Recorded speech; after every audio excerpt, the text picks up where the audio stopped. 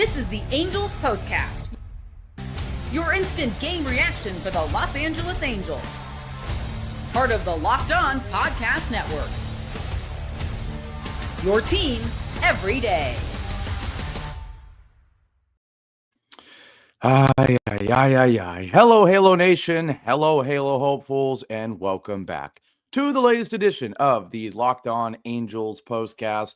Coming at you live, as always, after every single Angels game, right here live on the Locked On Angels YouTube channel, and after the fact, both on the channel and wherever the heck you get the Locked On Angels audio podcast feed. If you don't know who I am, what's going on, everybody? My name is Gavin Carlson, former credentialed journalist in the LA area, spent 4 years covering UCLA sports with the Daily Bruin, conducting interviews, sitting in press boxes, interviewing head coaches and players. And now in year 2 with the Locked On Podcast Network, where it's your team every day. Our team is the Angels, and unfortunately, another tight loss, another missed opportunity as the Angels, despite 3 home runs, despite 8 hits and 5 runs, fall 6-5 in Baltimore. They've lost the first 2 of this road trip, the first 2 of this series, and now are on sweep watch going into Sunday morning's game tomorrow against the Orioles in Baltimore. Frustrating one for many reasons, because again, you did enough to win this ball game, just like yesterday. Outside of converting with runners in scoring position yesterday, you did enough to win. You had more hits, you had great pitching performances, and you couldn't put any runs on the board. Well, this time you actually put some runs on the board, but just some costly mistakes from the pitching, specifically Tyler Anderson. Not enough runs, unfortunately. 5 is kind of an average outing, right? It would be nice to win games where you score 5 runs, but it also would be nice to not have to rely on just 5 runs to win ball games. And so the Angels, another tight one. They aren't able to win it today. And, what's interesting about this team, what I want to talk about quickly before we jump into what actually happened in this game specifically is, I was watching The Daily Show. They Super Halo Bros do a great job on this channel. And they were talking about, is it time to believe in this team heading into this road trip? One of the reasons they used as to why to believe in this team is, well, they're really good in tight games, specifically in one-run games. I believe the Angels were like 13-7 or something. Maybe it was even 13-5 in one-run games. And they were saying this might be a reason to believe in this team, because it means when it gets tight, when it gets nervy, a team that's young and normally in years past might fold under pressure. Well, this year they've come through, right? They've had comeback wins. They've had tight wins. They've had nerve-wracking wins. And they were saying that's a reason to believe in this Angels team in 2025. But there's a flip side to that. And, I agreed with them when they were saying it, but at the same time, when I was listening to it, I was also saying there is a flip side. And that flip side is, as much as you hate to say it, even if there's a sign of growth, a sign of clutch in this team this year, whenever you have a good record in one-run games, there's absolutely an aspect of it that is luck, right? You can't deny it, right? There is luck involved in winning tight games. And this afternoon and yesterday, 2 examples where you weren't lucky in tight games. I don't want to say you were unlucky. You just happen to lose a coin flip game, right? And, I think what's different also between this team and years past is we are in way more coin flip games than normal. We don't have many blowout losses this year if you really think about it, right? This team has been consistently in ball games, especially on the road. And so that is certainly a positive, but it makes a game like today, a game like yesterday, extra frustrating because they're games that you feel like you easily could have won. And games that if you do win, think about it. They win yesterday, they win today. They're over 500 for the first time in a century, right? And so I don't want to be a woulda, coulda, shoulda type of guy. I'm just saying that's what makes it so frustrating. If a couple pitches go differently, if a couple home runs by the Orioles stay in the park, if a couple hard hit balls by the Angels result in hits, there's a different result in the win-loss column today. And that's what's annoying. But at the end of the day is you also can easily say the Angels deserve to lose this game. And so with that, we're going to get into America's favorite segment, but unfortunately it's in a loss. It's the turning point. Time to reveal where the game was won or lost. It's the turning point. Yeah, and without a doubt, it's the bottom of the 6th inning because the Angels showed a lot of resilience Offensively, I mean, they jumped up to a 2-0 lead. Then they fall behind 3-2. Then they tie it at 3, and then they go up 4-3 going into the bottom of the 6th, right? They steal a run in the top of the 6th, and of all ways to do it, off a Luis Rengifo home run, right? So a very unlikely thing happens. You've got all this momentum. Tyler Anderson has been solid, not great, not terrible. That's kind of the story of the entire Angels rotation. Not great, not terrible. A lot of base runners and just a matter of getting out of innings. But unfortunately, Tyler Anderson kind of fell apart here in the bottom of the 6th. A leadoff walk to Laureano, a good at-bat from him. You go from 2-0 to 2-2 to a 6-pitch full count walk. And then Cedric Mullins, right? And what makes this inning frustrating is two guys that you don't expect to go deep, at least in 2025. And let's not act like the Angels didn't get lucky offensively with the fact that Luis Rengifo, a guy who had 1 home run coming into the year, has 2 tonight. Like, we're not going to act like the Angels didn't get lucky there. But, I mean, look at this inning. You have back-to-back home runs, a 2-run shot from Cedric Mullins. Now, yes, this is his 11th. He's kind of become a power guy, but he's still not red hot this season. Gets a first pitch changeup right down the middle, lefty, and he hits a 2-run shot. But then by far, the pitch and the swing that hurts the most in this game is a 3-2 changeup right down the middle to Gary Sanchez, who Gary Sanchez is DHing and came into this game with a 0.94 average and an OPS below 300. This guy has been abysmal, right? And at this point, you've already lost the lead. It's 5-6. But to give up back-to-back home runs, one of them off of Gary Sanchez, that is brutal. You can't have that. And it's hard to win games even when you have an unlikely source of 2 runs, when you're giving up unlikely home runs to guys like Gary Sanchez in big 2025. It's hard to win games like that. Strickland comes in right there, and he's able to get out of the inning. And you have to give the Angels bullpen credit. They came in the 6th, got out of the 6th, got through the 7th, got through the 8th. They did their job, but unfortunately, that inning is what cost the Angels this game.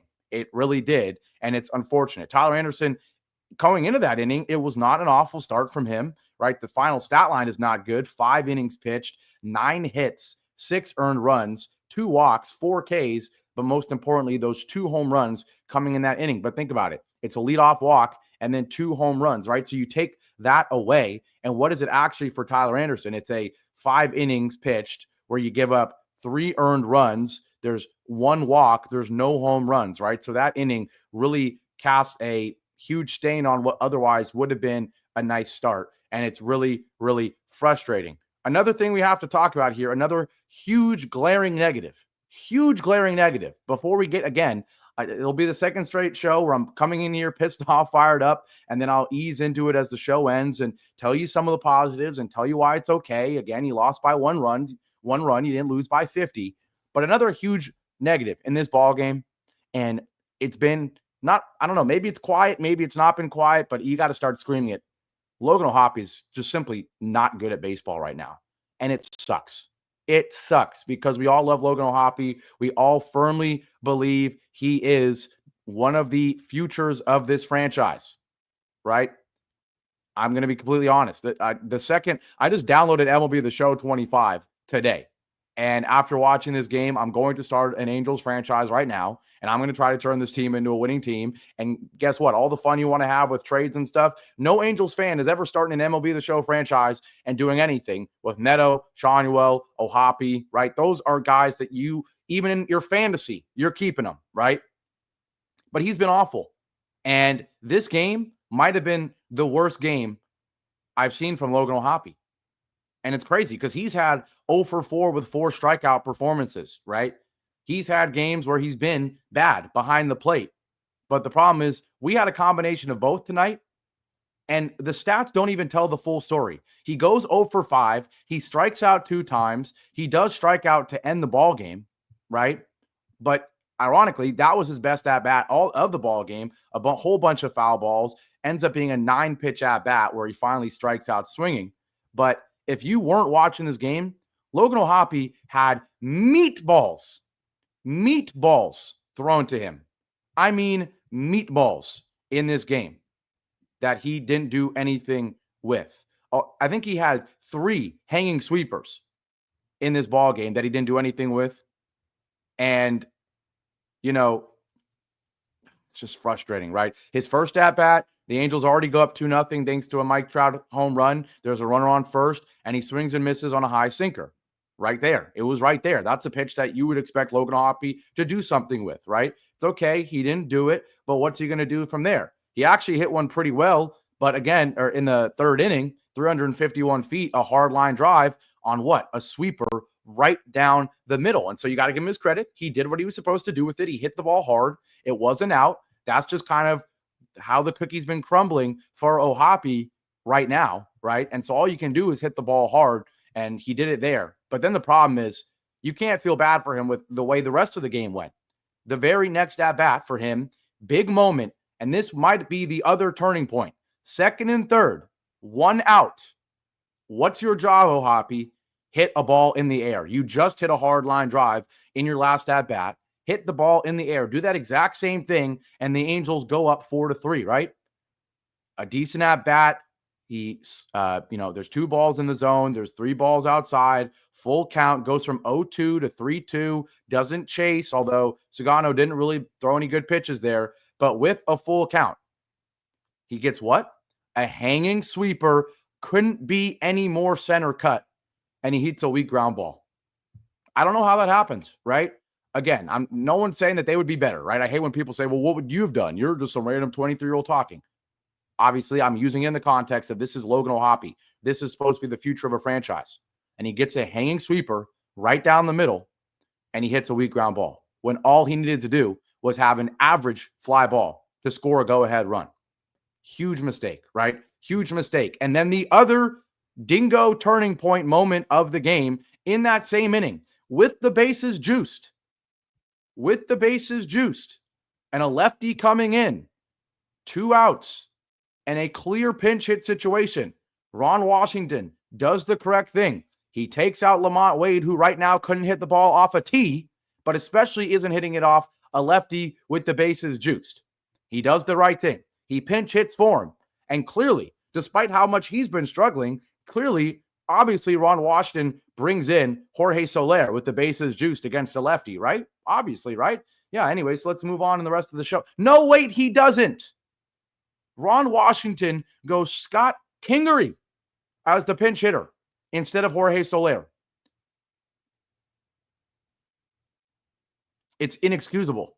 I don't know what the logic is there, although I do know, unfortunately, what the logic is there. Ron's going to probably say something of, well, it's only the 5th inning. And so, if we're going to bring in a guy in right field that, to hit in this situation, we also need him to be a guy that's going to play good right field. And, Soler isn't the best fielder. That's probably what he's going to say. But the bases are juiced. It's the biggest at bat of the ball game. And you put in Scott Kingery. If you're that worried about Soler in right field, which is valid, he's not been good, although he actually had a defensive run saved a couple games ago, but still, pinch hit Soler, have him hopefully do something, and then put Kingery in the field after that if you're really that nervous about it. And so, yes, Angels win is correct. They both stink. But man, is it both a huge indictment on you, Jorge Soler, that Ron Washington chose Scott Kingery over you against a lefty, but also, boy, Ron Washington, are you kind of a fool for making that decision, right?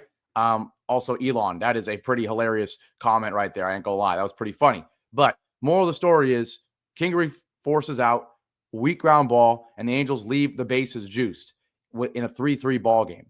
Frustrating.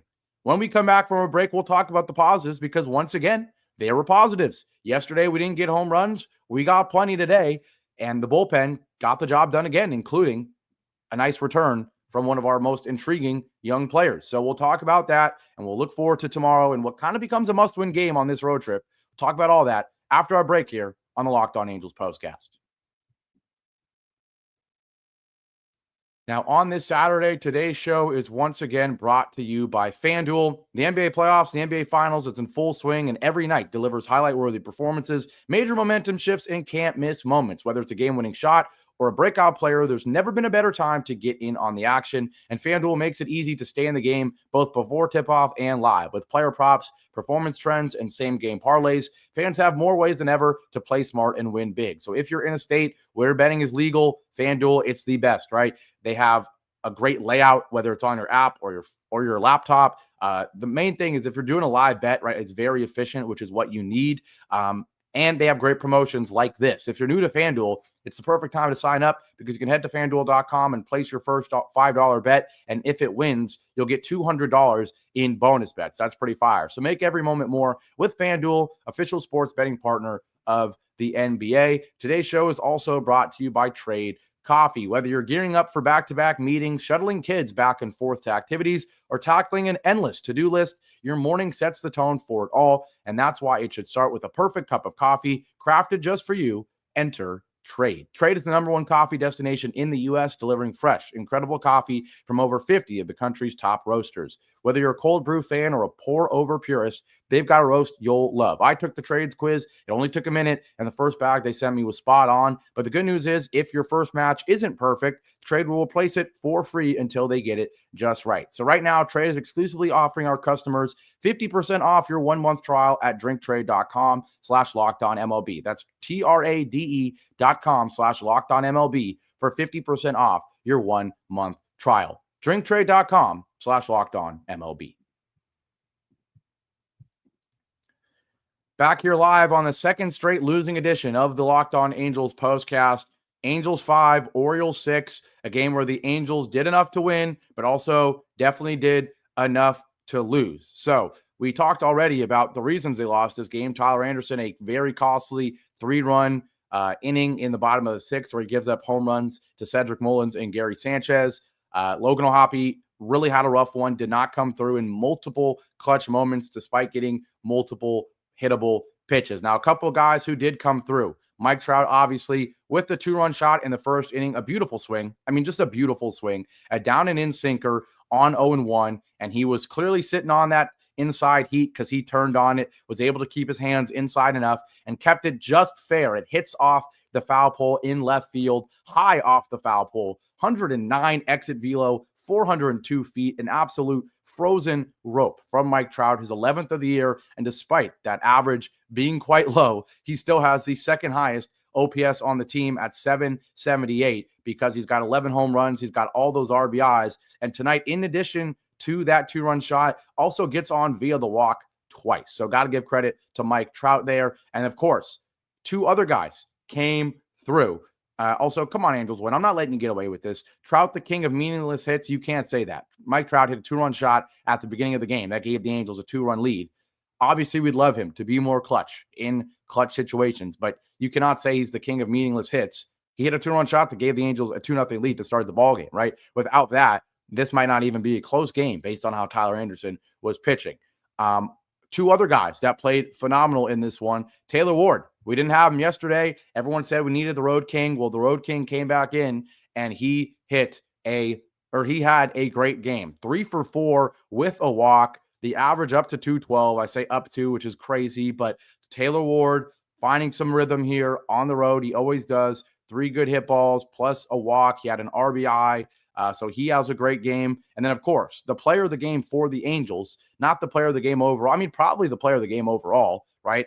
It's Luis Rengifo, who clearly, I don't know, maybe he saw the call-up of Christian Moore, knew that his future with the team was under serious threat, and he responded in a big way, both yesterday and today. I think it was 2 hits yesterday, and today 2 home runs, going deep on both sides, hitting it for the left side and the right side, down the line both times. He goes 2 for 4, 2 RBIs, 2 runs because of the 2 solo shots. Boy, did he need that. The average was below 220. The OPS was almost below 500, right? So boy, did he need that. Very surprising. Didn't expect it. And unfortunately, Christian Moore still searching for that first hit. Does get on for the first time in his major league career on a walk, but another 2 strikeouts for him. Not really that surprised, to be honest. This is a guy who, despite playing second base, is more of an extra base hit, big swinging type of infielder. So you can't be surprised if he's not going to have a red hot average to start his career. Hopefully, I would hope that Ron Washington keeps him in